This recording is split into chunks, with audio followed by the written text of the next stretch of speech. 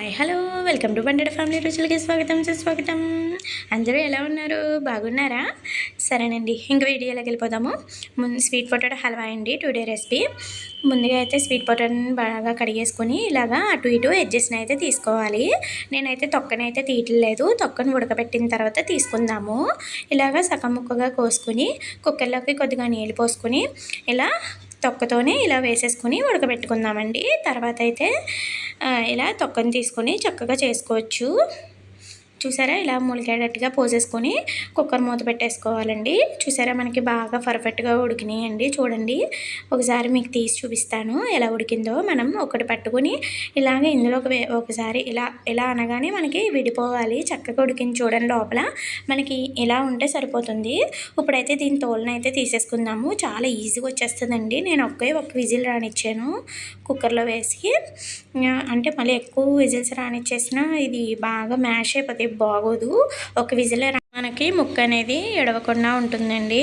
అలాగే ఇప్పుడు బెల్లాన్ని అయితే తీసుకుందాము. బెల్లాన్ని తీసుకొని ఒక దాంట్లోకి వేసుకొని అందులోకి లైట్గా కొద్దిగానే వాటర్ వేసుకోవాలి.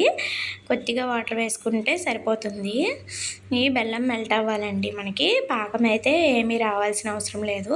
ఇలా బెల్లం కరిగితే సరిపోతుంది. ఇలా చూసారా, మనకి ఇలా అక్కడక్కడ కొద్దిగా ఉన్నది. ఇంకా బాగా కరగాలి. మనం బెల్లం కరిగిన తర్వాత ఈ చిలకడ దుంపలు అనేది వేద్దాము, లేకపోతే అక్కడక్కడ మనకి బెల్లం అనేది తగులుతుంటుంది. అందుకనే చూడండి, నేను మొత్తం అంతా అయిన తర్వాతే చిలకడ దుంపలు అనేది వేస్తున్నాను.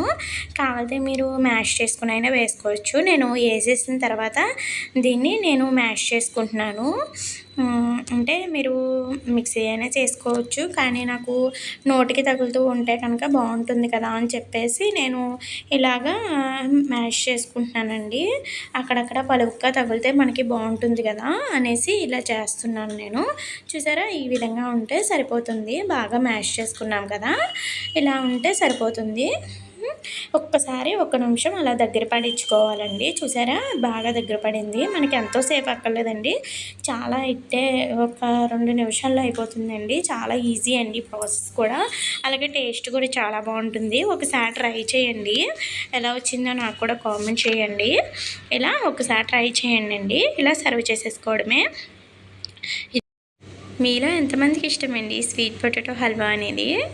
అలాగే గమ్ముని ఇన్స్టెంట్గా అయిపోయే రెసిపీ అండి. అలాగే ఇది చాలా బాగుంటుంది హల్వా. ఒకసారి ట్రై చేయండి. ఎంత బాగుంటుంది టేస్ట్ అయితే. చిన్నప్పుడైతే చాలా అత్తమాలు చేసుకుని తినేదాన్ని. ఇప్పుడైతే తక్కువ, ఛానల్ చేయింది చేసుకుని తిని. ఇంకా నోరు ఊరుతుంది, మరి తినేద్దాం మరి. అంతేనండి. చూసారా, ఎంత చక్కగా అయినా స్వీట్ పొటాటో హల్వా అనేది రెడీ అయిపోయింది. ఇంకెందుకు ఆలస్యం, తినేద్దామా? అలాగే నా ఛానల్ని సబ్స్క్రైబ్ చేసి ఫాలో చేయండి. బాయ్.